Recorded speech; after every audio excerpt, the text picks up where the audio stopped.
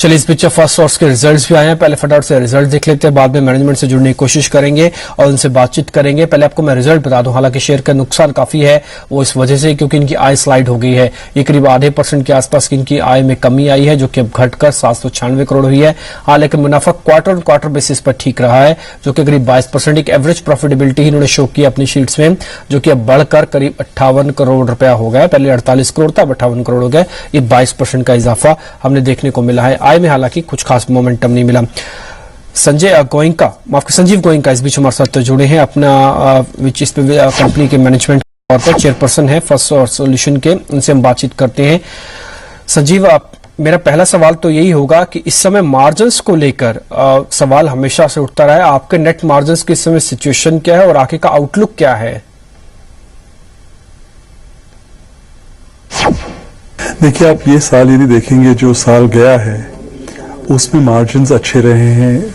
Revenues 10.2% grow किए हैं और नेट प्रॉफिट 32% ग्रो की है। आगे बढ़ते हुए भी हमारी उम्मीद है कि ये ट्रेंड कंटिन्यू करेगा और ये साल भी हमें फर्स्ट सोर्स के लिए अच्छा लग रहा है।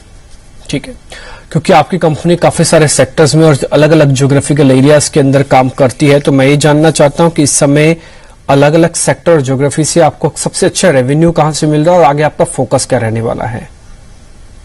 देखिए, हमारे लिए यूएस और यूके बहुत स्ट्रांग इकोनॉमीज है और 80% हमारी रेवेन्यू ये दोनों कंट्री से आती है और वो ट्रेंड कंटिन्यू करेगा।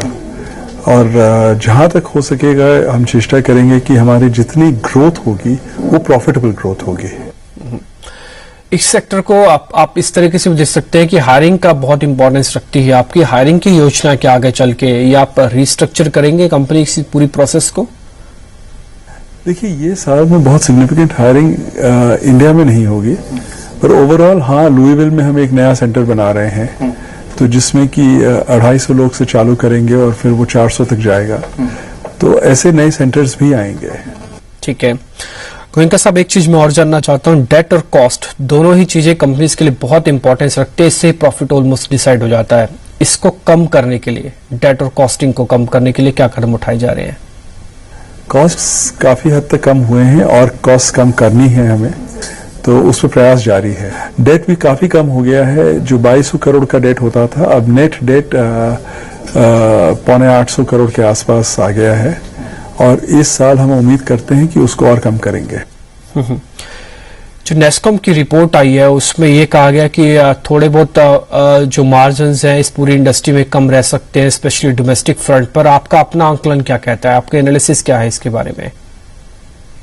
देखिए, जहां तक फर्स्ट सोर्स का सवाल है, मुझे बॉटम लाइन्स में हेल्दी ग्रोथ लगती है और ये ग्रोथ आएगी इंटरनेशनल और डोमेस्टिक बिजनेस दोनों मिला के। और मैं उम्मीद करता हूं कि ये साल भी हमारे रिजल्ट्स अच्छे ही होंगे। ठीक है, लेकिन अब आपको पता है चुनाव भी चल रहे हैं, नई सरकार भी कुछ एक दिनों में हो जाएगी। आपकी उम्मीदें क्या है नई सरकार से?